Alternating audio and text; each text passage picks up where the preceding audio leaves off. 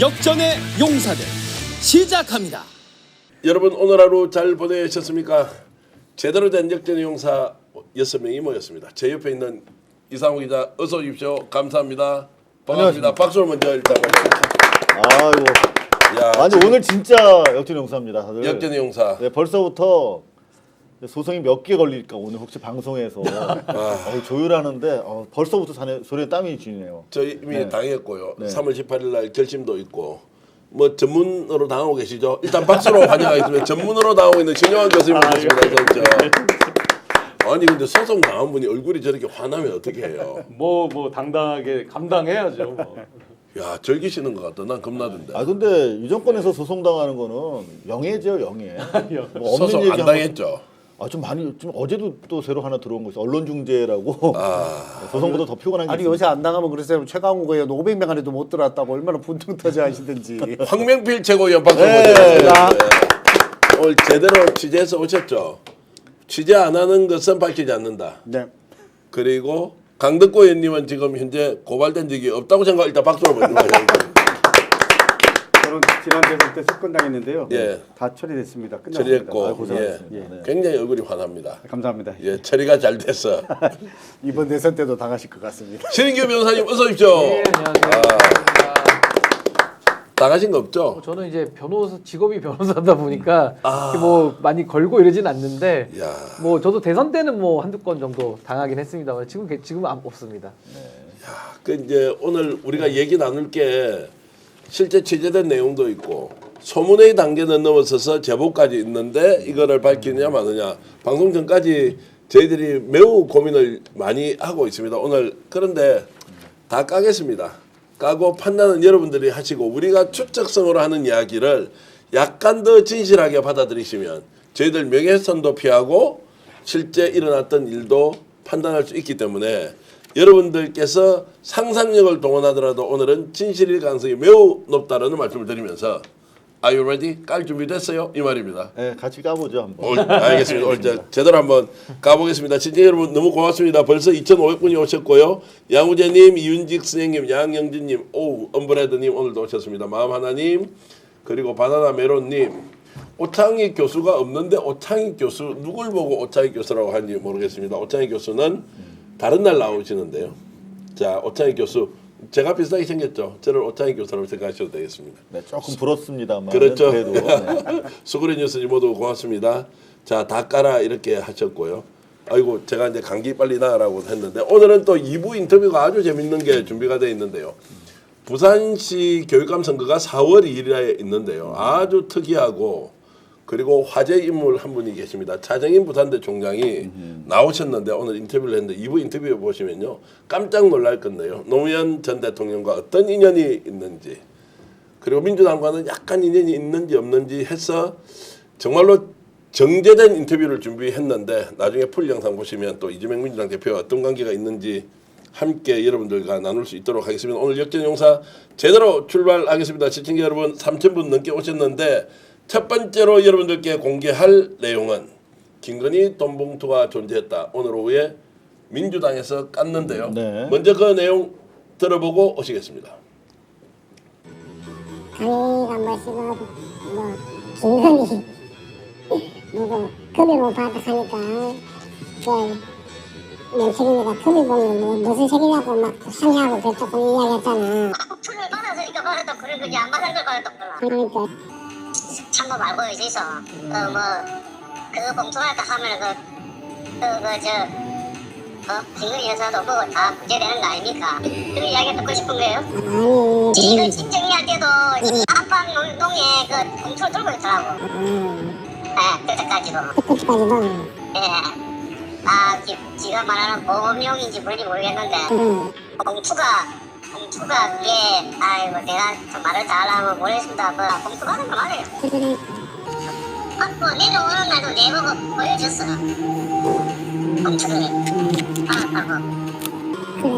고생해서 좀 떼줄 줄 알았으면 안 떼고 그걸 다 해가지고 뭐하려고 보관하고 다 있는 거 보면 뻔한 거 아니겠어요? 자 이제 이게 공개가 된 것은 김건희 돈 봉투에 대해서는 한 번 나왔지만 저 녹취는 최초 공개인데요. 일단 문제는- 명태균이 떠올리듯이 나 이런 것도 있다라고 사실은 발설을 하긴 했는데 녹취가 좀 공개된 건 처음이네요. 처음인데 문제는 자 저렇게 해서 돈 봉투를 받고 금액까지 나오거든요. 저기에서는 없지만 500만 원으로 추정이 됩니다. 그 돈을 쭉 내서 세봤는데 저 사람 또는 김건희와 관련돼서는 이번에 어떤 기소 내용에도 저 내용이 빠져 있다는 거예요. 신인규 변호사 어떻게 봐야 됩니까? 그러니까 우선은 김건희 씨에 대한 수사 자체가 지금 뭐 전혀 이루어지지 않았다라고 보는 게 맞죠. 그러니까 이번에도 이 명태균 게이트에서 가장 핵심적인 위치를 차지하는 사람이 이제 김건희 씨가 돼야 될 텐데 뭐 그 윗선에 대한 수사를 전혀 안 했기 때문에 그냥 변죽만 울린 것 같고요.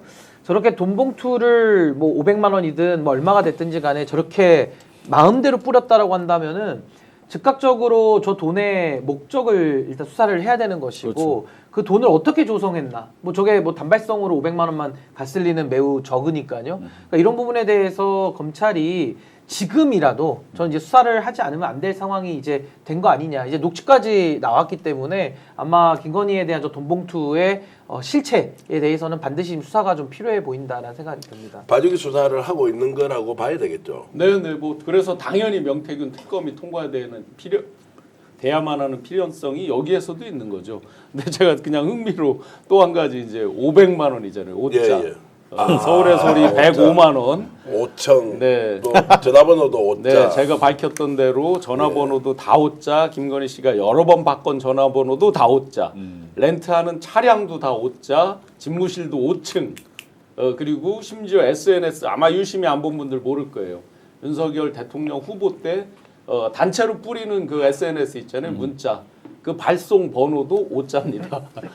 그러면은 아니 제가 이제 듣기로는 저 봉투에 아크로비스타 그 뭡니까 지금 이제 그 코바나 콘텐츠 봉투라고 하는 게 하나가 있었고 저 봉투도 아마 그 봉투인 것 같은데 열어보고 이렇게 명태균 대표가 세 보더라는 거예요. 근데 그 500만 원으로 추정이 되지 실제 500만인지 아닌지는 누가 일일이 세 보는 게 아니고 명태균 씨가 이제 다른 사람은 나눈 게 아니니까 500만 원 우리가 특정해도 되나 모르겠네요. 제가 이건 또 명예훼손 되는 거 아닙니까? 500만 원으로 추정됩니다. 하여튼 그렇게 제가 이제 전언을 받았고 그 내용은 제가 이제 오늘 녹취에 나오는 저분 그 명태균 씨 차 운전했다는 분도 뭐 국장급인데요. 어쨌든 이제 그 얘기를 들은 적이 있었는데 저 정도 내용 되면 김건희가 명태균한테만 줬겠느냐? 여러 사람들한테 줬고 이 돈이 어떻게 나왔는지 반드시 수사를 통해서 밝혀야 한다는 생각은 드는데요. 네. 그리고 예전에 한번 생각해 보시면 명태균 씨가 그 얘기했어요. 검찰한테서 그 최성희에 내가 돈 봉투도 그냥 올려놨는데 그거 못 봤나? 뭐 검찰이 뭐 봉투 그냥 던져놨는데 하는 그 얘기 한 적이 있잖아요. 네. 그러면 그런 얘기를 어쨌든 본인이 검찰에 가면서 던졌을 때는 아무 이유 없이 그렇게 얘기 던지지는 않거든요. 너네 이걸 조사를 하면 결국은 김건희에 대한 것까지 나오게 될 것이다라는 것을 엄포를 놓듯이 던졌을 거라고 저는 생각을 하고요. 이 김건희라는 사람이 통은 커요. 그래서 이 500만 원을 말씀하신 것처럼 한 명한테만 그렇게 줬을 리가 없습니다. 이명수 오면 엄마가 1억이라도 주지 뭐 이런 얘기 던지지 않습니까? 이 통은 큰 사람이라서 한 명한테 500만 원 주고 그렇게 끝난 사람이 아니죠. 그렇죠. 그러니까 뭐 실제로 뭐 고모가 그렇게 했다고 하지 않습니까? 유튜버들 관리하면서 다 돈으로 사실 주물렀던 것인데 기왕에 지금 변호사님 말씀하신 것처럼 이 정도 되면 이제 수사를 해야 되는데 문제는 여태까지 수사하지 않은 검사들이 서울로 올라왔을 뿐 그 사람들이 갑자기 수사할 보장은 없거든요. 그러니까 네. 이 봉투는 물론이고 명태균 씨가 그동안 펄럭펄럭했던 무슨 뭐 그 황금폰 들어있는 박스 같은 경우도 다 인지하고서도 압수조차 사실 하지 않은 게 검찰이기 때문에 그 검찰이 갑자기 서울 올라왔다고 수사는 하지 않을 거다. 우리가 강력하게 사실 이게 대선 전에 이제 검찰 캐비넷에 넣고 이제 자기들 영향력을 과시하는 거거든요. 앞으로 대선에 나올 국임당 선수들 줄 세우기 위해서. 그렇다면은 어떤 식으로든 대선 전에 이 캐비넷이 오픈돼서 수사로 이어질 수 있도록 강력하게 우리가 푸시를 해야 된다. 푸시를 해야 된다. 네. 예. 제가 보기에는 김건희 여사는 살아가면서 두 가지의 권력을 알았습니다. 하나는 검찰 권력을 알았고 검찰 권력. 하나는 돈의 권력. 예. 돈의 힘. 예, 그래서 검찰 권력은 현재 살고 있는 누구, 그리고 전에 누구, 포함해서 검찰 권력을 잡으려고 부단히 노력을 했고요. 그리고 도이치모터스 포함해서 돈을 벌려고 아둥바둥 했던 거 아닙니까? 근데 돈을 더 벌려면 권력을 이용하고 그리고 돈을 갖고 주고받고 이렇게 할 줄 아는 김건희였다. 어떻게 보면 윤석열보다 훨씬 더 정치를 할 줄 알았던 거죠. 그렇기 때문에 저는 지금 고모가 작업을 하고 있다고 그러잖아요. 네. 그것도 뒤에는 김건희가 있을 줄 모른다. 뭐 충분히 그럴 개연성이 있다라고 생각합니다. 자, 그래서 이제 이거를 기소하지 않았다는 것은 봐주기다. 그런데 막 우리는 이렇게 지금 흥분하는데 왜 민심은 여기에 대해서 수사를 하라 이렇게 소리를 못 지르고 있느냐. 자, 이 부분은 어떻게 봐야 되는데 내성이 생겼습니까? 충분히 저런 일을 김건희는 할 수가 있다 이렇게 판단하는 건가요? 그게 일단 우리 국민들이 너무나 현명하시기 때문에 항상 선후관계와 가능성이 어느 정도 고조됐을 때 그때 힘을 실어주시는 거거든요. 지난번 탄핵 때도 정권 우리 탈취 직후부터 사실 탄핵에 대한 논의가 있었습니다만 시민들께서 거리를 두셨던 이유는 뭐냐면 아직은 아니다. 근데 이번에도 탄핵 그 바로 직전에 진짜 기적을 보여줬던 것처럼 현재 상황에서는 가능성의 측면에서 봤을 때 그리고 지급성의 측면에서 봤을 때 일단 윤석열을 빨리 꼬린시키고 그리고 나서 지금 움직이지 않는 검찰을 어떤 식으로든 이제 대선국민의 압박을 하든 뭐 특검을 하든 해서 김건희가 순차적으로 이렇게 보고 계신 것 같습니다. 국민들은. 근데 저는 이제 국민들의 심리를 좀 보자면은 굉장히 지금 좀 자포자기 상태 아닌가 싶습니다. 왜냐하면 검찰이 이런 일은 그냥 알아서 척척척 해야 되는 일이고 검찰이 바로 서 있다라고 한다면은 검사들 월급 왜 주겠습니까? 이런 일 하라고 봉급을 주는 건데 지금 윤석열 정권 들어와서 그 친이 쿠데타가 있기 전까지 윤석열이 본인의 말 잘 듣는 검사들 위주로 다 지금 이미 세팅을 해놨기 때문에 이 검찰을 일단 믿지 못한다. 그러니까 국민들이 어차피 수사 제대로 안 할 거 별로 기대가 없으니까 그 목소리가 안 모이고 요구도 안 되는 거 아닌가라는 생각이 들고 또 하나는 그럼 이제 특검으로 갈 수밖에 없는데 참 놀라운 건 뭐냐면요. 지금 윤석열 정권 들어와서 특검이 단 한 건도 된 게 없어요. 그러니까 특검을 하겠다 발의는 많이 되고 재의결해서 무산되고 이 특검을 제정하고자 하는 절차는 많이 밟았는데 하나도 특검이 통과된 게 없습니다. 안타깝게도. 그러니까 이런 부분에서 국민들께서도 아마 국민의힘으로 빗장 수비를 하고 있는 이 정권에 대해서 좀 약간 자포자기 상태가 되어 있다. 그래서 저는 이 부분에 대해서는 결국 큰 틀에서 탄핵을 빨리 하고 탄핵 이후에 대선으로 들어가고 저는 이제 새 정부가 들어와야지 이게 좀 해결의 실마리가 좀 보이지 않을까. 냉정하게는 지금 이 상황에서는 저는 뭐 수사가 이루어지기가 너무 현실적으로는 어렵다. 안타깝습니다만은. 자, 검찰이 이제 조항경으로 가져왔으면 수사를 좀 박차를 가할 것이다 수사에 이런 이야기가 있고 또 일부에서는 그냥 가지고 뭉갤 것이다라고 하는데 신 변호사는 어떻게 보세요? 근데 이제 중앙지검이 지금 정상적인 상태는 전 아니라고 보거든요. 예. 물론 이제 권력이 다 죽어가니까 또 검찰이 옛날처럼 또 사냥개 본능이 나와가지고 또 어떻게 돌변할지는 모르겠습니다만은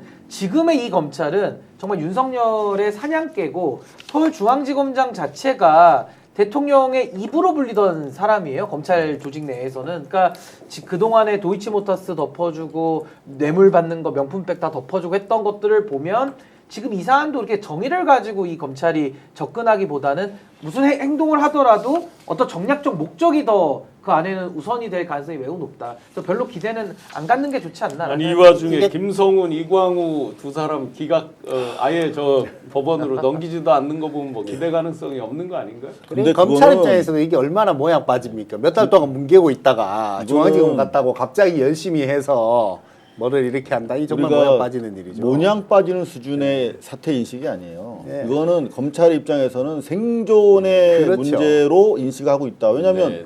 그 김성훈이 얼마나 중요한 지금 내란 가담자입니까? 그럼에도 불구하고 세 번째 구속영장을 한 달 동안 벌써 세 번째로 기각시켰다라고 하는 것은 검찰 입맛에 맞도록 다 갖춰가지고 영장을 세 번 쳤거든요. 네. 이거는 더구나 13일 날 쳤는데 일주일 만에 기각을 한 거예요. 이거는 모냥 수준이 아니라 검찰 명운을 걸고 아이 뭐 스타일을 망가지든 뭐 머리 헝클어지든 상관없고 맞겠다라고 하는 것이고 그만큼 검찰이 이 내란에 깊숙이 개입이 돼 있다. 따라서 지금 아까 말씀하셨던 것처럼 이건 지금 진행 중인 창원에서 올라온 사건 이거를 수사할까? 절대 안 한다. 왜냐하면 정권 교체기에 검찰은 항상 자신들의 선택에 따라서 사실 자기들이 정권을 선택해 왔어요. 그게 검찰의 권력으로 이어졌고. 근데 지금은 선택할 수 있는 답지가 없어. 오로지 생존 여부가 검찰의 판단일 것이야. 그럼 생존하는데 도움되는 건 수사하지 않는 것이죠, 현재로서는. 그런데 오히려 살기 위해서 특검 가기 전에 수사를 해야 된다는 이야기도 저는 있는데. 좀 전에 말씀하신 대로 김성훈 경호처장 3번째 지금 구속영장 기각한 거잖아요. 네. 그리고 이강호 경호본부장 2번째 기각했잖아요.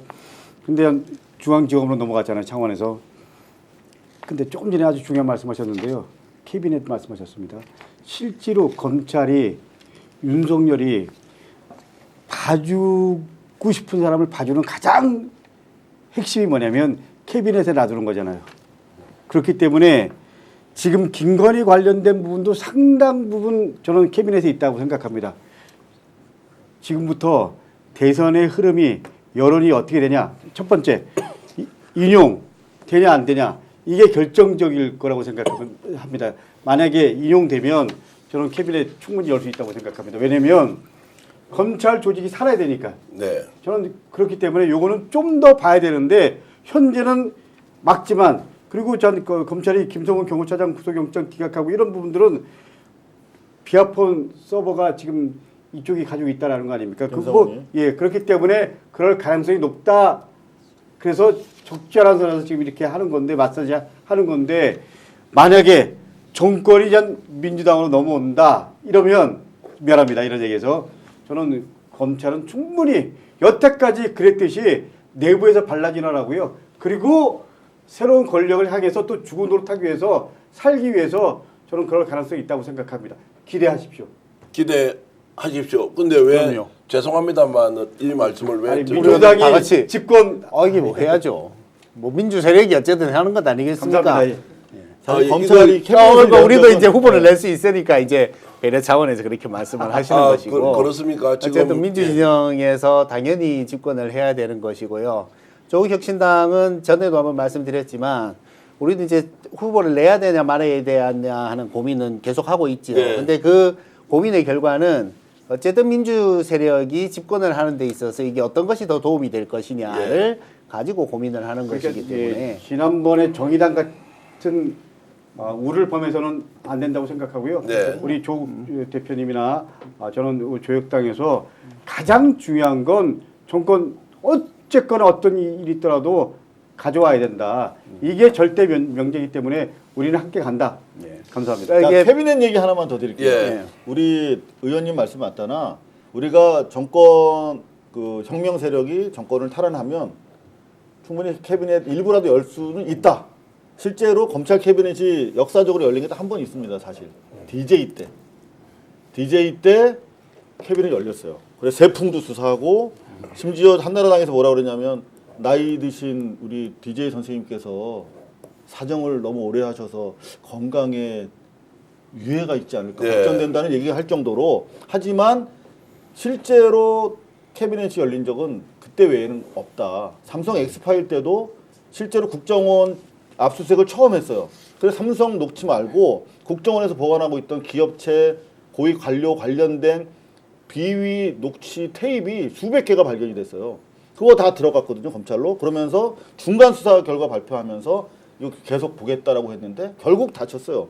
그런 캐비넷에 어마어마한 자료가 지금 있습니다. 네. 그거 우리가 아까 깨야 마무리 됩니다. 못한 거를 하나 하자면은 이제 우리 강덕권 의원님 말씀하신 것처럼 이제 이것도 이제 조국 대표님이 저한테 들어가시기 전에 네버를 물려주셨는데 예. 이것도 이제 그 중에 아니 하나예요. 방송 나올 때마다 한 번씩 바꿔가면서 오시네. 예. 근데 이제 많이 이 옷을 받으셨네. 제가 이제 키가 비슷하니까 예. 물려주시면서 이제 우리가 탄핵은 어쨌든 당의 처음 설립 목적대로 탄핵은 일단 성공을 시켰는데 이제는 정권 교체의 최빙선이 되어달라. 그 본인은 이제 그 일을 함께 네. 옆에서 하지는 못하지만 응원하고 있을 것이고 우리 당이 지금부터는 민주 세력이 제7공화국을 만드는 데 있어서 온 힘을 기울여야 된다는 당부를 하셨기 때문에 뭐 그런 걱정은 안 하셔도 될 거라고 생각을 하고 사실 아까 그 모양 빠진다는 얘기는 그 다음 얘기를 하기 위한 포석이었는데 좀 잘려서 그렇고요. 말씀하신 것처럼 저는 근데 특검에 큰 기대도 현재로서는 별로 안 됩니다. 왜냐하면 특검 지금 들어가서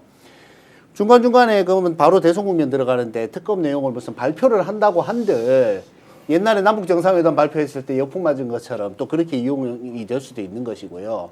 그래서 우리 신 변호사님 말씀하신 것처럼 결국은 정권 교체가 이루어져야 이 캐비넷의 문제라든지 검찰의 완전한 개혁이 있을 수 있는 것이기 때문에 우리 모두 힘을 합해서. 그리고 저도 이 자, 말씀을 예. 하나만 드리고 싶은 게 저는 검찰도 조직 내부의 건강성을 우리가 좀 측정을 해볼 수 있을 것 같아요. 그게 뭐냐면 잘못된 길로 조직이 가면 내부에서 쓴소리가 나와야 되거든요. 근데 저는 국민의힘이 자정 능력을 전 이렇다고 평가합니다. 그래서 저는 역사 속으로 이제 퇴장해야 된다고 보는 입장인데 그럼 검찰은 어떤가를 보면 검찰이 자정작용이 있나요? 그러니까 예를 들면 검사장 탄핵한다 그러면은 우르르 들고 일어나는데 본인들의 선배들이나 검사장들이 김건희에 대해서 면죄부 주고 폰 뺏기고 왔을 때 아무도 소리 안 냅니다. 정말 쥐새끼 하나도 소리를 안 질렀거든요. 그러니까 이런 검찰이기 때문에 저는 과거에 그래도 자정작용이 좀 남아있었을 때 검찰, 그러니까 윤석열의 손을 거치기 전에 검찰이었더라면은 저는 조금 더 기대해보고 정권 말기에 또 검찰이 어떠한 또 액션을 취해서 뭐 나름의 정의의 부스러기라도 저는 할 거라는 기대가 있는데 지금은 윤석열 한동훈 이거를 한 6, 7년 겪고 나니까 검사들이요 완전히 자정작용을 전 이렇다고 봅니다. 물론 예. 지금도 형사부 하면서 밤 늦게까지 기록에 파묻혀 사는 검사들이 있거든요. 저도 제 후배들이나 친구들이 있는데 이 친구들도요 자기 밥벌이하고 자기 일하기 바쁘지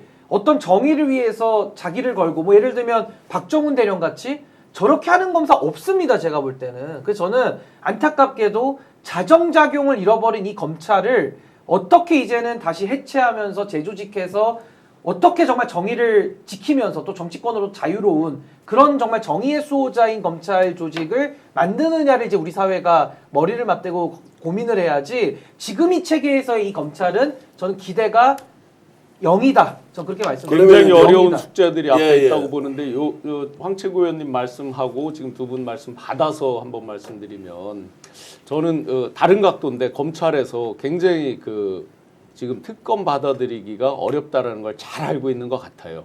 그래서 시간을 끌으나 자기들이 땡겨서 해나 결국 마찬가지다. 빨리 땡긴다 하더라도 조기 대선이면 못하는 것이고 현실적으로 못하는 것이고 등등 이런 계산들이 이미 정치권 이상의 정부 감각으로 이미 다 판단하고 이러는 거 아니냐라는 그런 생각. 그래서 자, 점점 지연된 정의가 되고 있는 아니 거죠. 이 정치 검찰이죠. 근데 우리 당에 이성윤 의원 또 김기피 의원 또 임분함 의원 포함해서 여러 의원들이 있잖아요. 그리고 또 우리 조육당에도 여러분들이 있잖아요. 그리고 또 알게 모르게 사실 검찰이 2천여 명 검사들이 있잖아요. 근데 그 검사들 중에서 정치 검사들이 그렇게 좀 많지 않다라고 생각합니다. 물론 권력의 중심은 정치 검찰들 중심으로 이루어지고 있지만 이제 새날이 오는 것에 대한 기대들이 있잖아요. 그렇기 때문에 자정 능력을 완전히 상실했다.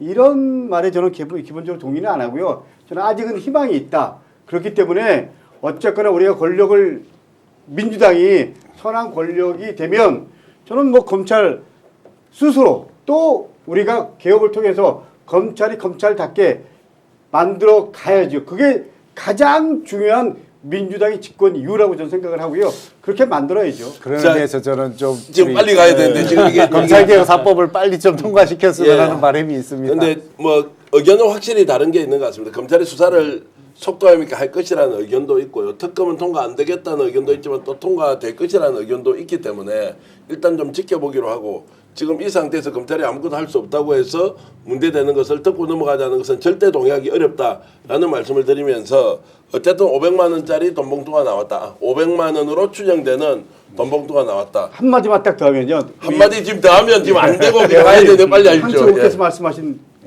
검찰 개혁 있잖아요. 예. 해야 됩니다. 지금이 전 적기라고 생각합니다. 그렇기 때문에 그렇습니다. 지금 조직당에서 준비한 거 다 올렸잖아요. 예. 그거 우리 법사위 합의하고 통과가- 예, 빨리 이거 좀 해야 가야 됩니다. 돼요. 그럼요. 맞습니다. 어떻게 보면 우리가 2월달에 특검 현실적으로 어렵습니다. 그러면 예. 그 검찰 개혁을 위한 법을 우리가 상정시키고 통과시키잖아요. 그러면 저는 적어도 예를 들면 개혁을 열망하는 국민들이 민주당이 조혁당이 이제 제 역할을 하는구나 이런 것이 실체적으로 당연히. 다가오잖아요. 너무 멋지십니다. 그게 조혁당의 존재 이유고요.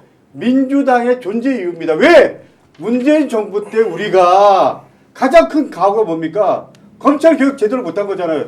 이제라도 우리가 손잡고 해야죠. 그럼요. 알겠습니다. 그게 조국 대표의 뜻이고 예. 그게 문재인 전 대통령의 뜻이고 그게 이재명 대표 포함해서 우리 모두의 뜻이잖아요. 그런 거 아닙니까? 예. 자, 지금부터 이제 선택하려고 지금부터 한번 해달라고. 달려봐야 하는데 첫 번째 터뜨릴 단독 보도 신용환 교수님 준비하셨죠? 저도 알고 있는 내용 같이 우리가 소문에 소문을 만들어서 아까 예고할 때 말씀드렸는데 공개 한번 해보시죠. 아니 최근에 이제 김건희 이 근황을 묻는 분들이 굉장히 많은데요. 우리 강덕구 의원님 그 한남동 공관에 애완견, 애완묘 몇 마리나 기를 것 같습니까? 저는 적어도 한 7마리, 8마리 정도 될 것 같습니다. 그렇게나 많이요? 18마리입니다. 헐? 와, 적어도 예. 네. 적어도 예. 18마리. 18마리라고 저는 제보를 받았습니다. 완전 동물원이네요. 네, 그런데 이제 네. 물론 그 입양하고 이런 것들을 유기견, 뭐 유기묘 이런 저기들을 이제 입양하고 많이 한 거죠. 그 자체를 뭐 나쁘다, 뭐다 말을 할 수는 평가할 수는 없는 그런 거고요. 그리고 우리가 이제 일반적으로 윤석열 그 공간에서 윤석열 내란 우두머리가 가장 좋아하는 걸 그 애완견 중에서 다 토리라고 대부분 알고 계시잖아요. 네. 대표견. 예, 대표적으로. 그렇죠. 그런데 토리가 아니랍니다. 이름은 가장 그 윤석열을 잘 따르고 하는 게 바로 유기견 입양했던 비숑 써니입니다. 이름이 써니. 예, 써니. 그런데 최근에 이제 그 써니가 이거는 뭐 인간적으로 보면 이해가 되기도 하고 또 뭐 짠하기도 하죠. 애완 반려동물 기르는 분들 입장에서는 써니가 예. 이제 밥도 잘 안 먹고 계속 이제 좀 아프기도 하고 뭐 이렇다라고 하는 거예요. 예. 그래서 애완견, 애완묘 등등과 함께 김건희가 이제 나름 잘 지내고 있다는 건데 그 써니 굉장히 이제 가장 잘 따르고 좋아했던 써니 그럼 어떻게 하죠? 구치소에 있는데. 이야. 근데 신 변호사 저 질문 하나 드릴게요. 혹시 구치소에 변호사가 접견 가잖아요. 그러면 만날 수 있지 않습니까? 피의자하고. 네. 그때 걔나 고양이 데려갈 수 있어요?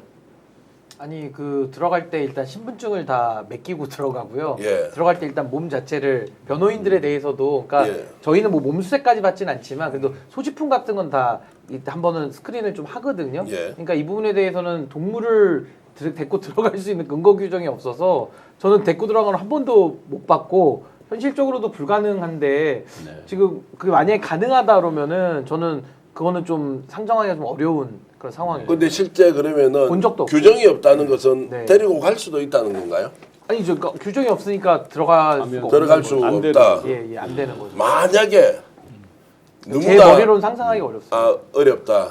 그런 일이 그럼 일어나지 않았겠네.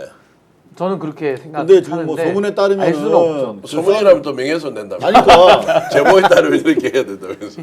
어찌 됐든 간에 예. 난 뭐 못 믿겠다는 취지니까 예. 있을 수 없는 일이니까 예. 뭐 지금 뭐 그 안에 써니를 데리고 들어갔다 이런 얘기가 좀 있는 것 같은데 그거는 사실일 수가 없다는 게 이제 변호사님의 판단이고 통상적으로 제가 볼 때는 저도 불가능하다는 뭐 거죠. 어떻게 감히 사람도 지금 일반 면회하기 어려운 와중에 개가 들어갈 수 있겠어요. 자, 혹시 고모수님이 정치인이면 몰라도 자, 고모수님이 애완동물 출입 금지라고 적혀 있습니다. 이렇게 주셨고요. 아하. 개사랑도 뭐 굴하다 이런 말씀. 경호차에 싣고 다니나 까치님 이렇게 주셨고 이게 전혀 없는 사실을 누가 소설로 만들어내지는 않았을 거 아니에요.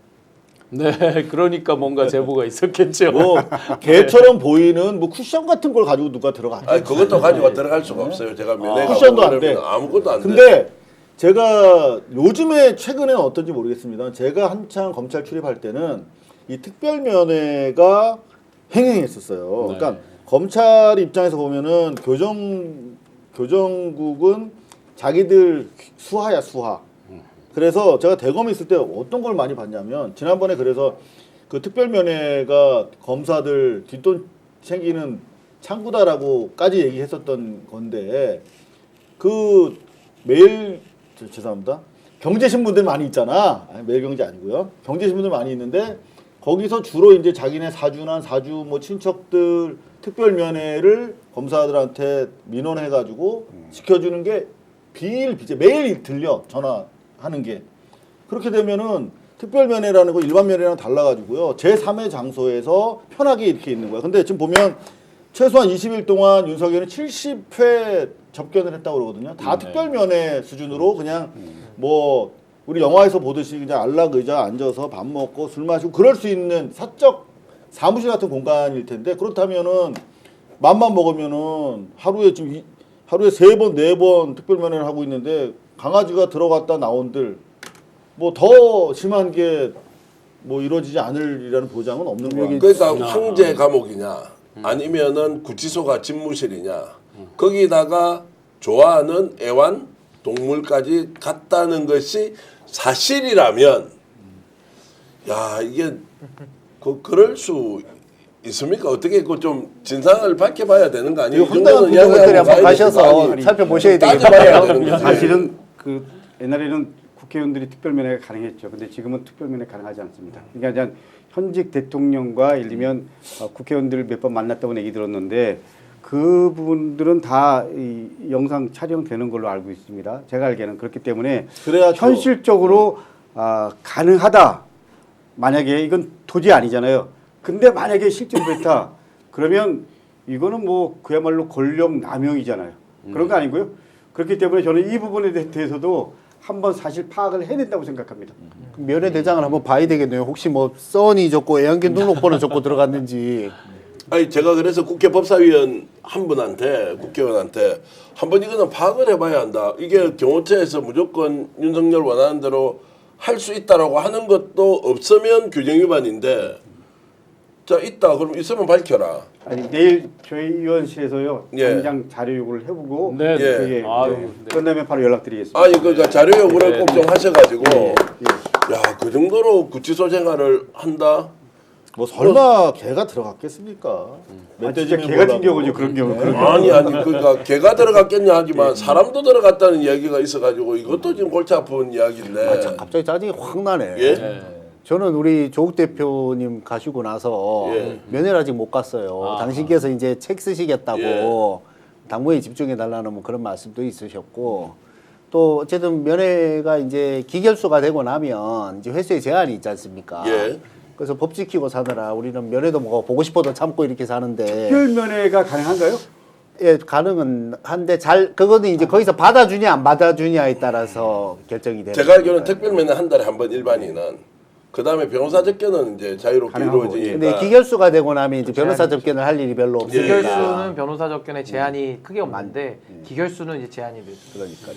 야 이런 와중에도 정말 스픽스를 열심히 봐주시는 마음 하나님 구독 좋아요도 누르자고 하시고 변영자 선생님도 와 스픽스 끝까지 봐야 된다 이런 말씀 하셨는데 은더동님 여러분 모두 고맙습니다. 참나무님 기왕에 말씀 주셔서 구독 좋아요 하신다 하시니까요. 구독 좋아요 좀 많이 눌러주시면 고맙겠고요. 여유 있으면 강덕구TV도 같이 눌러주십시오. 제가 윤석열 이야기를 하는 것은 아까 모두에 말씀드렸지만 소문이다, 제보다 이런 것이 아니라 희한하게 돌아가고 있습니다. 오늘 자 헌법재판소에 심리가 열리는데 왔다가 가버렸어요. 거기다가 또 변호인단도 중간에 하다가 나가버린 거죠. 야 이거 뭐냐. 그러면은 멋대로 해도 아무도 제지할 수 없다.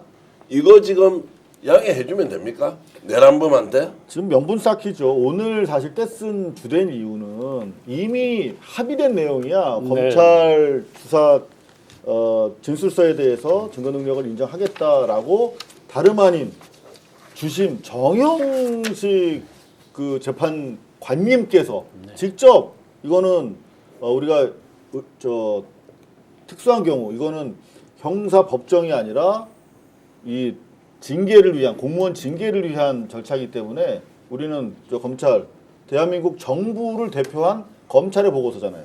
네. 그리고 정부가 사실상 헌법적으로 파이어 해임시키는 거니까 인용하겠다라고 분명히 밝혔어. 그 만장일치로 그거를 평의했다 그랬단 말이에요. 8명이. 근데 그거를 이미 4차인가 그때 합의를 해놓고 4차 빌렸게. 오늘 와가지고 아 이거 안 된다 떼써버리니까 이거는 말이 안 된다라고 제압해버렸죠 재판장이. 그러니까 뛰쳐나간 겁니다.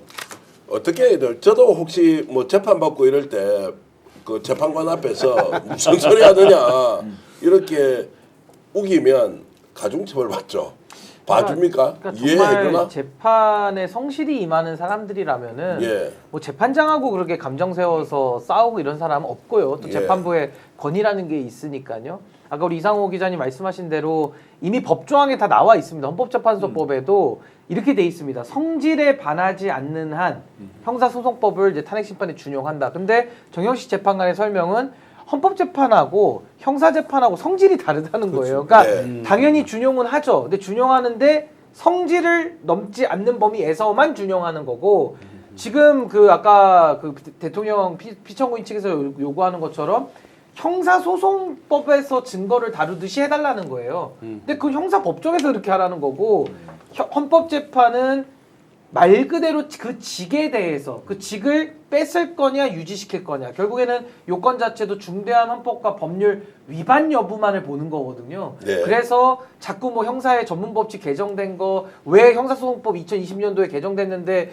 왜 그거대로 안 하냐 그런 주장은 말 그대로 본인들의 그냥 주장일 뿐이지 헌법재판소는 우린 탄핵 부분만 보겠다는 것이고 그게 탄핵 심판의 목표입니다. 그래서 여기에 대해서 자꾸 이렇게 떼부리고 같은 말 또 하게 만들고 하는 거 그리고 마지막에 퇴장하고 뭐 마음대로 하십시오. 그렇게 하면 다 대통령한테 불이익 가는 거예요. 헌재가 잘 몰랐네요. 성질에 반하지 않는 한을 윤 측은 승질에 반하지 않는 한으로 해석하고. 자, 그러면 20일 날 마지막에 이제 변론기일 마지막 날로 지정이 됐지 않습니까?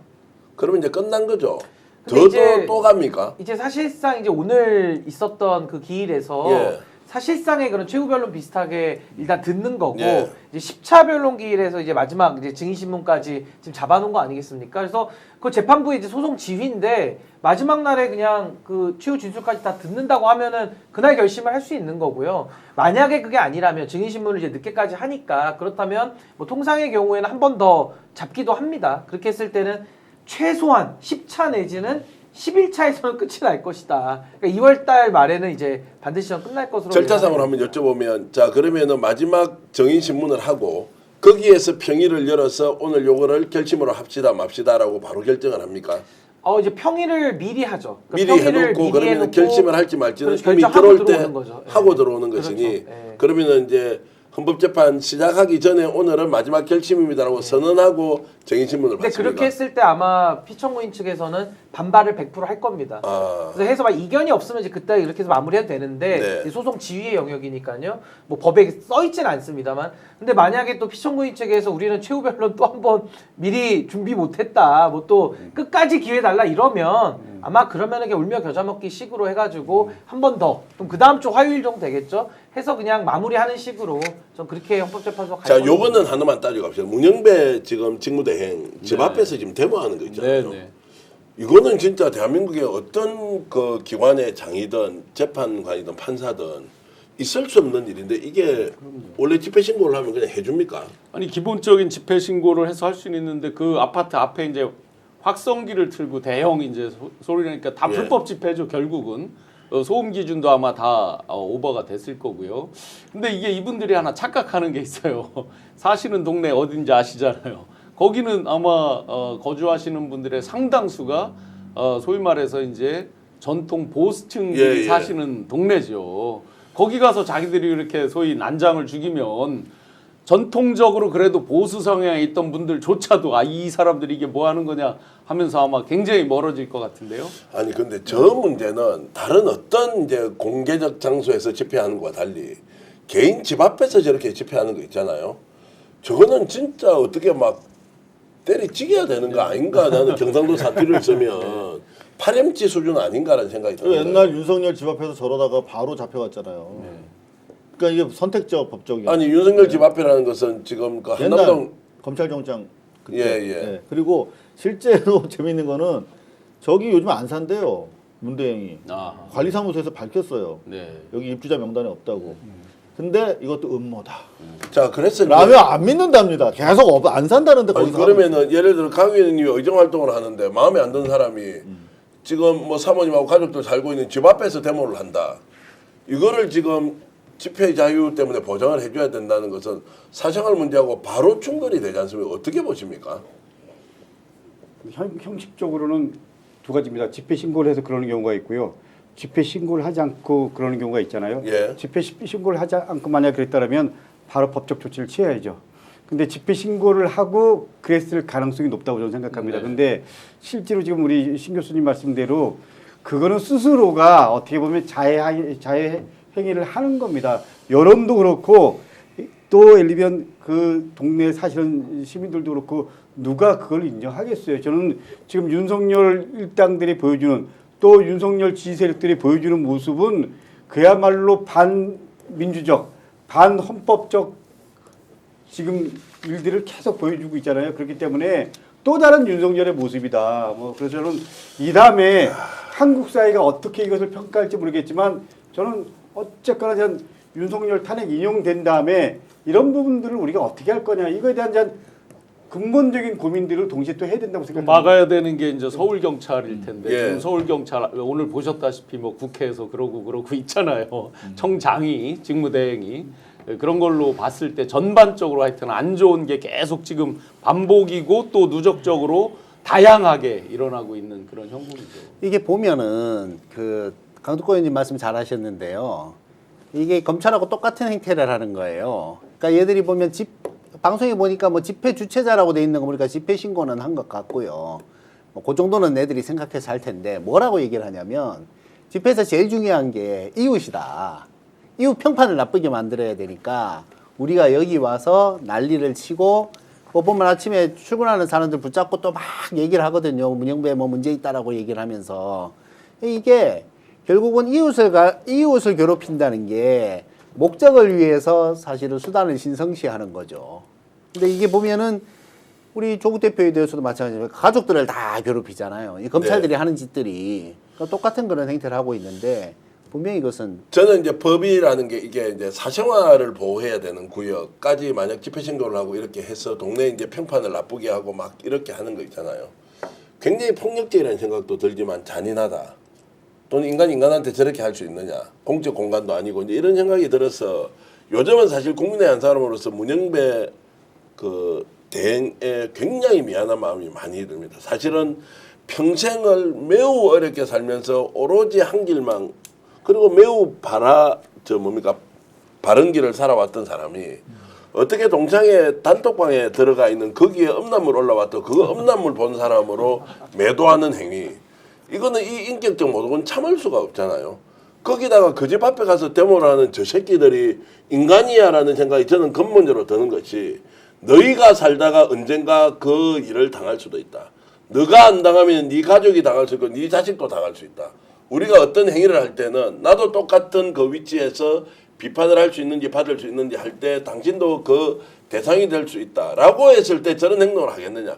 거기에 좋다고 미쳐가지고 하나님의 뜻이 어떠니 하나님 믿는 놈 그놈들밖에 없냐고 세상에는. 그렇게 팔아가면서 코인 발휘하고 돈벌이하고 상대를 정말로 음해하는 수준이 아니라 매장을 지키려고 하는 저 정말 잔인한 행위를 용서하지 않아야 하는데 이제 그 혐오하는 사람에 대해서 히체이크라 그러지 않습니까? 그 법안을 만들자고 얼마 전에 인터뷰하니까 김남근 변호사가 김남근 의원이 얘기를 하더라고요. 그거 할 때 저는 꼭 사생활이 보호된 구역 안에서는 집회를 할 수 없다는 것도 저는 엄격하게 한번 다뤄줬으면 좋겠다는 말씀드립니다. 근데 이 자리에서 이런 말을 해도 좋을지 모르겠지만 무조건 하십시오. 이 자리는 무조건 하셔야 되는 거예요. 문재인 전 대통령 사저. 예, 거기 거의 뭐 1년 이상 계속 그랬다라는 거 아닙니까? 네. 그래갖고 예를 들면 그 거리를 좀 더 뒤로 후퇴시켜 놨잖아요. 근데도 계속 하는 거 아닙니까? 그래서 김정수 교사가 그 부분 때문에 뭐 병원도 갔다 오고 아주 그 정신적인 고통이 이루 말할 수 없다라는 거잖아요. 근데 저놈들이 보여주는 모습은 똑같습니다. 맞아요. 예. 그리고 거기 직접 가보시면 정말 말도 못합니다. 제가 거기서 싸우다가 고발당했거든요. 어쨌든 매국 좀비라고 표현을 요즘 하고 있는데 저들은 설득과 교화의 대상이 아닐 수도 있다는 생각이 들어서 같은 국민으로서 너무 힘들다 이 말씀 좀 드리겠습니다.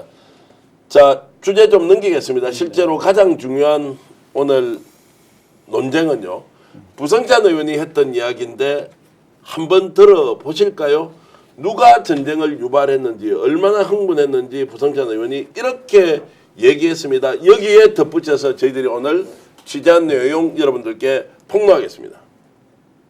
군사작전을 전투용 부족한 판정을 받은 전투용 전력을 군사작전에 활용할 수 있어요?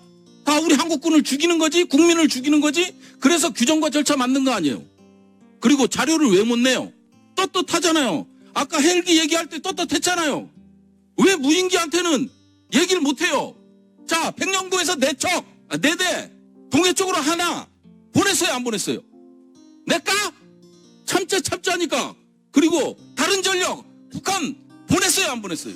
합참 차장 1분만 더 주세요. 열받아서 합참 차장 열받지 말아요. 네, 합참 차장입니다. 다른 전력 북한에 보냈어요, 안 보냈어요?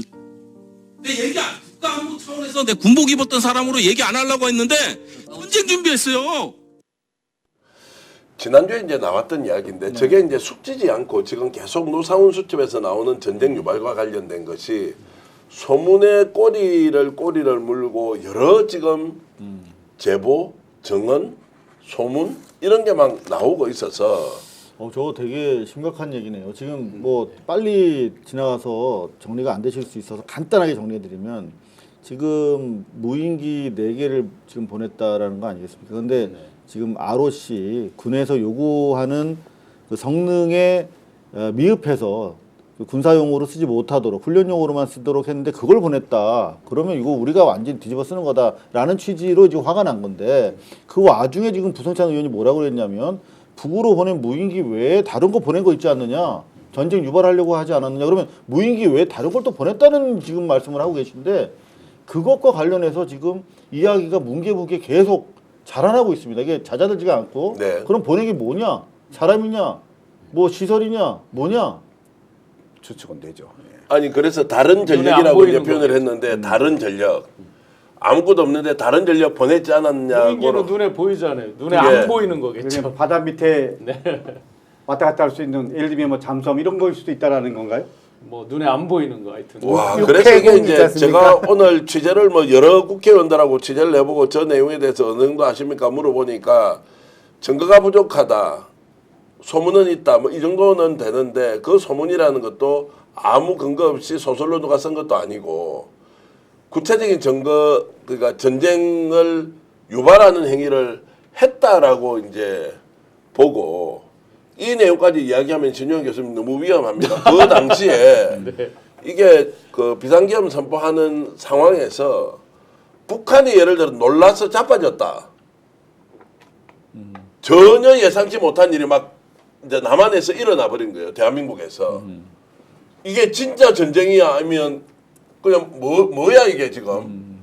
이런 이야기도 들리고 있고 그래서 실제로 다른 전력을 보냈다고 이제 하는 이 부분을 오늘 이제 국회의원 나오셨으니까 이거 좀 조사 좀 제대로 하면 안 됩니까? 조사하기가 불가능한가요? 아마 부승찬 의원이 군 출신이잖아요. 예. 군에서 제가 알기에는 한 10여 년 이상 그 장기로 근무한 걸로 알고 있습니다.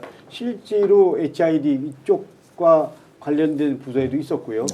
그렇기 때문에 특히 북한과의 관계는 상당히 나름대로 정보도 있고 그리고 실제로 본인이 그 안에 있었으니까 전 누구보다도 잘할 거라고 생각을 해서 지금 하고 싶은데 참은 거잖아요. 네. 그러니까 확실하게 있는데 내가 그래도 군에서 누구보다도 내가 이 사항들을 잘 아니까 여기까지 참은 거잖아요. 그렇기 때문에 결론적으로 말씀드리면 이미 부승찬 의원 포함해서 뭐 김병주 의원 군 출신들은 상당 부분 파악하고 있다. 그렇기 때문에 노상원 수첩이 전쟁을 일으켜서 북한군의 소행임을 딱 나름대로 만들어서 이거를 합법화하고 합리화하고 정당화하고 뭐 이렇게 하려고 했다. 그런 메시지였던 것 같습니다. 자, 제가 정리를 좀 하자면 일단 증거는 없지만 소문은 있다 정도. 그리고 저 다른 전력이라는 게 뭐냐는 것에 대해서는 해석이 좀 다르더라고요. 오늘 구체적으로 표현하기는 어렵지만 제가 이것에 주목하는 이유는 신 변호사님 이게 사실인지 아닌지를 밝히는 게 외환죄, 그 다음에 내란을 일으킨 목적, 그리고 분명히 그 노상원이 김용현한테 로부터 전화를 받지 않습니까? 상원아 이제 어떻게 해야 돼? 라고 했던 이제 이런 것들을 연결해 보면 절대로 소설로 써놓은 게 아니다. 협의한 내용을 정리했을 것이다.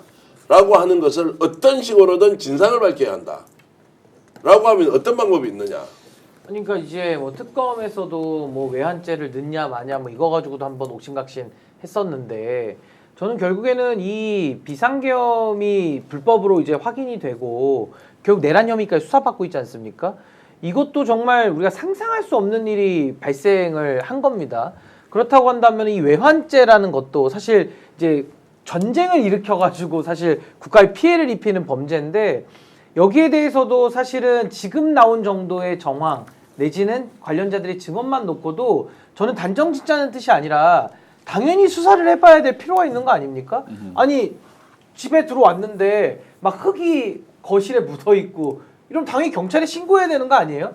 그러니까 그런 것처럼 이 외환죄에 대해서도 무슨 외환이다 뭐 단정 짓자는 게 아니라 지금 말한 대로 뭐 무인기 문제라든지 아니면 무슨 뭐 전쟁을 일으키기 위해서 북한을 도발했던 여러 정황들이 나오고는 있습니다. 다만 북한이 그 우크라이나 전쟁에 이제 시각이 좀 많이 쏠려 있다 보니까 우리가 도발을 해도 사실은 응하지 않은 것 이것 때문에 지금 우리가 전쟁을 면한 것이지 사실 북한이 만약에 원래 원칙대로 응했다라고 한다면은 진짜 한반도가 화약고가 됐을 수도 있는 아주 위험한 그런 상황으로 갈 수도 있었던 거거든요. 그렇기 때문에 전 좀 차분하게 도대체 이 비상계엄이라는 것이 북한까지 연루시켜서 어떤 정말 해서는 안 돼. 전쟁을 유도해서 비상계엄으로 가려고 했던 그것도 하나의 플랜으로 가지고 있었던 거 아니냐. 근데 거기에 대해서 저는 수사가 필요하다고 봅니다. 결국은 지금 내란 관련해 가지고 물론 이제 김성훈이랑 검찰이 꼭꼭 숨기고 있어서 김건희의 존재가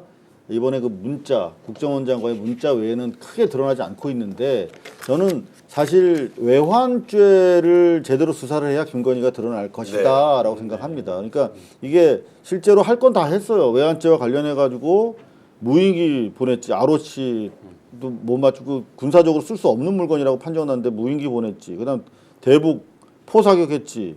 심지어 원점 타격하라고 그랬단 말이에요. 그러면은 그거는 북에 대한 사실상 군사용 실사격인데 그건 전쟁을 의미하는 것이고 이거 다 지시가 됐던 걸 확인이 된 상황이란 말이에요. 더구나 몽골에서 작전이 있었고 우크라이나도 있었는데 이게 실효적으로 이루어진 게 없어. 그렇다면 지금 노상훈 수첩이 그냥 혼자서 상상이 아니라 긴밀하게 협의된 결과인 것으로 보인다는 측면에서 봤을 때 노상훈이 결국은 NLL에서 침범을 유도하기를 간절히 바랬던 거 아니겠습니까? 아까 ROC 지금 군사적으로 쓸 수 없는 걸 보냈다는 게 바로 100% 증명해 주잖아요. 그렇죠. 노출시킨 거죠. 우리를. 오지 말라는 거잖아요. 거기 가서 그냥 표 나게 그렇죠. 근데 거기가 떨어지게 만든 거야. 그러면 그렇게 모든 노력을 다해서 북한이 우리를 도발해 주길 바랬는데 가장 도발이 용이한 지역이 이미 뭐 그 갈등 상황이 있었던 NLL이란 말이에요. 그러면 NLL에서 갈등을 유발할 수 있는 건 포사격 말고 사실은 눈에 보이지 않는 이를테면 뭐 잠수함 같은 걸 보낸다든가 잠수함 밑에서 위에 있는 걔네 북한의 배를 쏜다든가 그러고 빠져. 그러면 전쟁이거든요.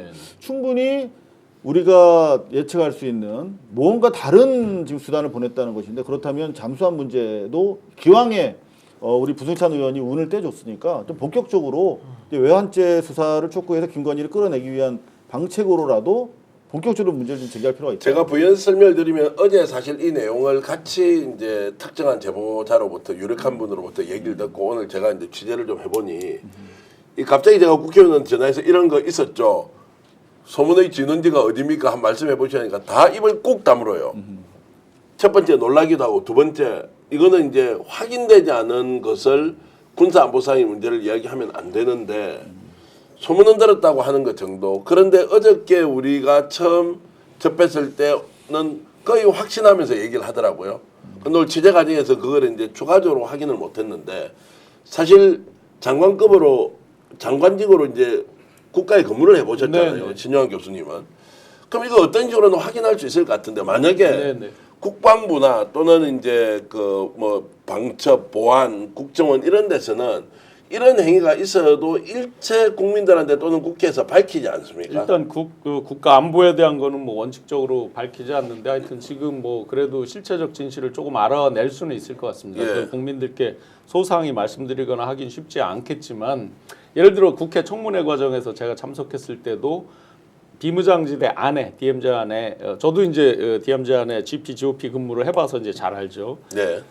그 장면을 잠시 어떤 의원님이 이제 보였다가 잠깐 내렸어요, 바로. 왜냐하면 그게 노출됐을 때 혹시 북한과의 어떤 그런 국방상에 또 크게 보면 외교 안보상의 문제가 있을까 싶어서 내리기도 하고 그래서 저희가 실체적 진실을 알아도 이걸 낱낱이 이제 알 권리를 다 충족시켜 드릴 수 있을지는 그건 또 변론으로 하고 하여튼 실체적 진실은 저도 분명히 한번 같이 파보겠습니다. 자, 그러면 이제 노상원의 수첩에 나오는 내용을 확인하는 것은 네네. 검찰이 지금 하고 있지 않는 거 아니에요? 본인 묵비권을 계속 행사하고 있고 이걸 어떤 식으로든 꼬리를 찾아내야 하는데 수첩은 저는 간단하다고 봅니다. 이제까지 무엇을 우리가 상상해도 다 상상 이상이었는데 이제까지 이 사람들이 예를 들어서 홍장원 수첩 메모 누구 수첩해서 실행 안 된 거 있습니까? 돼서 실패한 건 있어도요. 안 된 거 있어요. 하려다가 이 앞단이 실패하면서 뒤에서 못한 건 있지만 아무도 지금까지 이 노상원 수첩 중에 나온 용어에 대해서 아무도 말을 하지 않아서 오늘 제가 처음으로 한번 제 군 경험을 바탕으로 한번 해석을 한번 네. 해볼게요. 수집소 지금 이러잖아요. 네. 군에서 말하는 수집소가 뭡니까? 영창 화장장입니다. 화장장.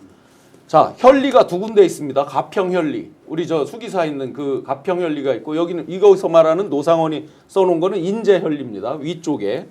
인제혈리에 뭐가 있었습니까? 지금은 이제 군편제가 좀 바뀌어서 지금도 있는지는 모르지만 3군단에 화장장이 있습니다.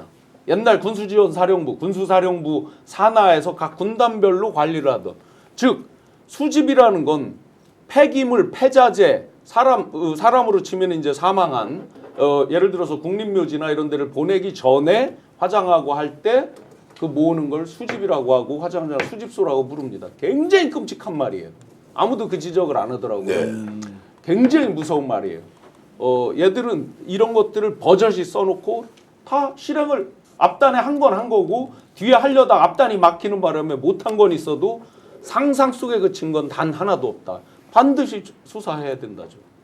자, 그러면 이제 누가 수사할 거냐 문제는 또 이제 변론으로 하겠습니다. 뭐 경찰이든 검찰이 하든 특검으로 하든 이제 이 자체에 대해서 우리가 엄청 충격을 받고 놀라야 하는데 여전히 설마라는 질문을 던지면서 그리고 윤석열이 새빨간 거짓말로 일관하고 있잖아요. 절대 그런 일 없다. 김건희는 뒤에 숨어 있는 것처럼 의혹 제기를 하는데 의혹 제기하면 고발을 해버리니까 그런데 우리는 더욱더 진실을 밝혀보자고 이제 나가고 있고 이런 부분을 지금 이제 국민들에게 더욱더 적극적으로 좀 알려야 한다라는 생각은 드는데 한편으로는 좀 답답하기도 하고 한편으로는 어떤 방법이 있을까라는 의문이 들기도 하고요. 어떻습니까?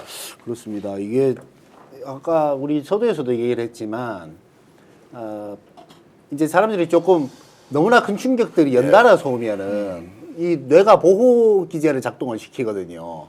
그러니까 좀 무덤덤해지는 부분이 분명히 있어요. 이것이 매우 심각한 문제임에도 불구하고 제대로 원래 저런 놈들이었으니까라는 것에 좀 익숙해지는 거죠. 이게 우리가 보면은 그래서 그 보수가 이렇게 정권을 잡고 나면 국민들을 먹고 살기 힘들게 만들어요. 먹고 살기 힘드니까 이게 스트레스 받는 것에 의해서 자꾸 둔해지고 이제 이렇게 되는 것이죠. 그래서 지금 이제 그 국회나 이런 데서 이제 다양한 이제 고민들이 있죠. 그러니까 많은 산적한 문제점들 중에 어떤 것을 지금 먼저 우선적으로 해야 되는가, 이것을 하면은 혹시나 전선이 흐트러지지는 않는가, 이런 고민들을 이제 계속하고 있는 것인데, 결국은 국민들만 힘든 것은 분명한 것 같고요. 자, 이제 그런 상황에서 지금 이제 전체적으로 흐름이 이렇지는 않습니까? 혹시 지금 이제 대선 국민으로 이미 넘어갔다. 오늘 그 우리 전영 교수님이 또 우리 속보도 같이 전했지만, 네. 자, 용산 대통령실에 있던 당에서 파견 나간 인력이 20명이 지금 돌아와 버렸고 이제 대선 국면이다. 그리고 내란이든 외환이든 이건 다 교통령이 됐고 마흔역 재판관 임명 여부가 별로 중요하지 않기 때문에 이제 대선 국면으로 갔고 이 상황이 어떻게 되는지가 국민들이 더 관심이 있는 건가요? 어떻습니까? 그러니까 이제 뭐 대선은 거의 뭐 피할 수 없는 이제 예. 앞으로 발생할 일이고 이제 곧 뭐 파면 이후에 바로 이제 조기 대선 모드로 가니까요. 그래서 이제 대선을 앞두면 사실 이제 이런 여러 가지 지금 움직임들이 더 나올 걸로 저는 보여지는데 네. 앞으로 근데 더 많이 어려워질 것 같아요. 그러니까 대선을 앞두고는 지금 할 수 있는 일들이 많이 좀 제한되고 하다 보니까 조금은 대선에 맞추는 여러 가지 네. 후보들의 또 움직임도 있고 특히나 이제 국민의힘 쪽에서는 대선에 가면 갈수록 본인들의 이런 불리함을 더 이제 자각하면서 조금 더 지금과 같은 이런 좀 무리한 행동들 더 많이 할 걸로 보여지기 때문에 앞으로 저는 대선을 앞두고는 좀 더 복잡해지지 않을까 그런 생각이 듭니다. 자, 그럼 대선 과정 냉정하게 보면 여론조사상으로는요 이미 대선은 시작됐다. 뭐 예. 이렇게 봐도 될 것 같습니다. 왜냐하면 정당 지지율이라든지 뭐 또 여러 후보들 얘기들 여론조사 데이터로 나오잖아요. 근데 뭐 있는 그대로 말씀드리면 지금 여론조사상으로 지금 민주당이 좀 앞서기 시작했지만 지금 여론조사 흐름은 이미 윤석열은 없어지고요. 대선 누구 어떤 정당, 대선 누구 이게 지금 여론조사 결과 나오고 있는 거잖아요. 그렇기 때문에 저는 대선의 흐름은 이미 가기 시작했다. 그리고 보수 세력이라고 지칭하는 소위 국민을 포함해서 국민들도 이미 윤석열은 정리될 수밖에 없다라는 걸 압니다.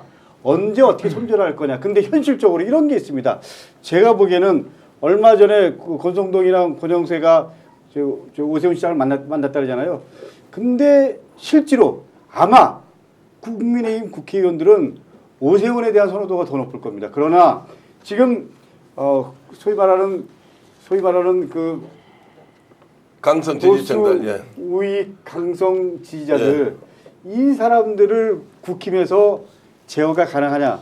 저는 쉽지 않다고 생각합니다. 그렇기 때문에 본격적으로 이 명태균 게이트가 나오고 또 김문수에 대한 부분들이 여전히 예를 들면 정강훈 쪽 포함해서 뭐 손보영 포함해서 그리고 강성 지지층 포함해서 나름대로 결집 가면 저는 오세훈과 김문수 이럴 때 김문수가 의외로 단단할 수도 있다고 저는 뭐 이 자리에서 단언을 드렸지만 이 룰과 시간으로는 100% 김문수 후보가 된다라고 저는 단언을 드렸습니다. 오 시장님은 제가 농담 드리면 명태균 씨한테 맡겨놔도 될 것 같습니다. 2021년 1월에 두 번 만나고 안 만났다고 딱 분명히 얘기했습니다. 본인이 2021년 3월 14일 날 안철수와의 단일화 과정에서 명태균 씨가 조사한 여론조사를 본인이 홍보를 한 것도 지금 나와 있습니다. 가만히 내버려둬도 그 진실은 나온다. 자, 그러면 김문수가 나온다라고 하는 좀 뭐 한동훈이 좀 잘했으면 좋겠는데 김문수가 나온다는 가정하에서 사실 저는 우리 국민들이 의기초심하거나 또는 무슨 뭐 자포자기다 뭐 절대 그렇게 생각하지 않습니다. 여기까지 길을 열어준 것도 국민들이고 국민들께서 매의 눈으로 좀 지켜보고 계시다고 생각해요. 국민을 믿지 않으면 민주 세력은 믿을 게 없지 않습니까? 헌법이 위헌받는 상황에서.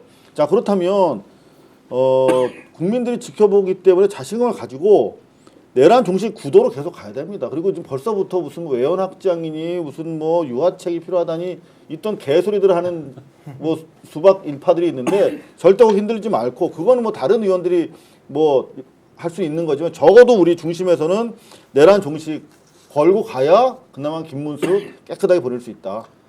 자, 어쨌든 대선 국민으로 전환되고 있을 때 우리는 계속 취재를 하면서 여러분들께 진실을 알려드리겠습니다. 의원님 오늘 계시니까 하나만 마치기 전에 의원님께 부탁 하나 드리겠습니다. 그 다들 지금 그 김건희가 조태용 국정원장에게 보낸 메시지 내용을 궁금해하잖아요. 하나 분명한 건 엊그제 이제 복지부 장관하는 조기용 장관이 이 조태용으로부터 문서를 받았다라고 했잖아요. 제가 이제 조기용 장관하고는 조기용 장관이 복지부 장관 되고 일을 잘하고 못하고 능력은 변론으로 하고요. 제가 4개월 동안 같은 사무실에 같이 일을 한 거예요. 대선 기간 내내. 조기용이라는 사람은 그런 면에서는 굉장히 솔직한 사람이에요. 그걸 거짓말하거나 이러지를 못하는 사람이에요. 기재부에서 예산 담당을 오래 했던 사람이고요. 그렇게 보면 저는 100% 그건 조기용 장관 말이 맞다. 조태용 씨가 거짓이다. 자, 그럼 계속 지금 조태용 씨가 거짓한 건 봤잖아요. 한 가지 부탁드리고 싶은 건 이게 이제 폰에 대한 기록을 통신사에 받아서 제출하다가 이제 이게 황당하게 나온 거잖아요. 국회 측 소추인단 분들은 거기에 찍힌 시간을 볼 수 있을 거거든요. 2024년 12월 2일 날 명태균 씨 변호인인 남상권 씨가 나와서 폰을 민주당에도 줄 수 있고 시민단체에도 줄 수 있고 등등의 발언을 한 게 약 19시 경입니다. 7시쯤. 예, 19시 경입니다. 그렇다면 만약에 조태용 씨한테 보낸 문자의 시간이 19시 근처 그 뒤로 있다 그러면 저는 100% 명태균 씨 거 그 폰 이거 못 뺏어오느냐. 왜 이유가 있어요. 이 말씀을 드리는 게. 홍장원 씨가 자승스님 입적했을 때 소신 공약했을 때 국정원 요원들 70여 명이 가서 뭔가를 했다라는 얘기를 하잖아요. 북한군 성일 수 있다 뭐 이렇게 그때 예. 윤석열, 대공- 김건희 입장에서는 대공령이 일종의 맛을 본 거잖아요. 야 이렇게 밤늦게 뭐 새벽에 저기를 해도 다 국정원 요원들이 가서 뭔가를 일을 해요. 미션을 수행해. 만약에 7시 그 19시 근처였다 그러면 그거 못 뺏어옵니까? 애 메시지일 가능성이 꽤 있다라고 보는 거예요. 만약에 그 이전이라 그러면 다른 내용일 것이다. 명태균 씨 외에 다른 내용일 수도 있다. 그런데 19시 직후다. 그 뒤다라고 하면 저는 99.9 명태균 그래서 명태균 게이트가 확실한 트리거다. 김건희와 직결돼 있다라고 보는 거예요. 그 시간을 꼭 한번 국회 저도 소추위원들 궁금하네요. 자, 그러면은- 확인 부탁드리겠습니다. 그러면은 조태용 그 시간은 비아폰에 대해서 기록은 지금 이제 그 탄핵 청구인단 쪽에서 볼 수 있다 이 말씀이죠. 왜냐하면 지금 증거로 제출된 그들이 거예요. 제출한 거에 그 보면 시간이 나오니까 시간이 써 시간까지는 있잖아요. 그럼 네. 이미 그 정청래 법사위원장한테 물어보면 시간 바로 체크하면 나올 것 같은데요. 그거는요. 저희들이- 변호인단이 가지고 있을 저희들이 테니까. 한번 확인해 보겠습니다. 예, 예. 이것도 다음 주에 네네, 한번 나올 때 꼭 아니 얘기하겠습니다. 나와서 근데 이건 한번 이야기를 해보면 오늘 아주 그 정말로 대단한 지금 접근과 상상력을 발휘해 우리 신 주셨습니다. 교수님이랑 저랑 오늘 여러 가지로 좀 공감 통하는 게 있는데요. 저도 사실 이 부분에 대한 퀘스천 계속하면서 왜 윤석열이 저렇게 무모한 짓을 했을까? 결국 저도 이 말씀하신 대로 명태균 전화 이거다. 가정사. 그래서 예, 예. 알겠습니다. 명태균 폰과 김건희의 관계 그리고 조태용 국정원장에 보낸 문자의 시간을 정확하게 확인해야 한다. 저도 마지막 한 말씀 보태겠습니다. 명태균 씨의 부인이 누구신지 아시죠? 이성은 씨. 저에게 매일 이틀 연속 문자 와서 상당히 저를 욕하고 있습니다. 강희경 국장이 기소되는 거 보니까 기분이 어떠냐는 식으로 저한테 참 묻고 이러면서 정말 이렇게 하지 말자고 제가 문자 보냈는데 괴로움을 당하고 있습니다. 또 오해를 받는 것도 있는데요. 저희들 열심히 달려가면서 진실 하나라도 더 밝히면서 할 거고요. 또 예고를 해드리면 내일 6시 10분에 저희들 긴급 편성으로 강희경 국장과 제가 방송을 하기로 했습니다. 강희경 국장이 지금 현재 이 사태를 어떻게 보는지에 대해서 정말로 본인의 심경을 그대로 적나라하게 표현하겠다고 했는데 내일 6시 10분 또 기대해 주시고요. 오늘 조역당의 우리 항명필 최고위원님 감사합니다. 그리고 신용환 교수님 감사합니다. 우리 셋이 합치면 국민의힘 누가 나와도 우리가 이길 수 있다. 그 시작은 역전의 용사들 오늘 함께 해주신 5천 명부터 시작됩니다. 와, 너무 얼마 안 남았습니다. 고맙습니다. 화이팅! 화이팅! 자.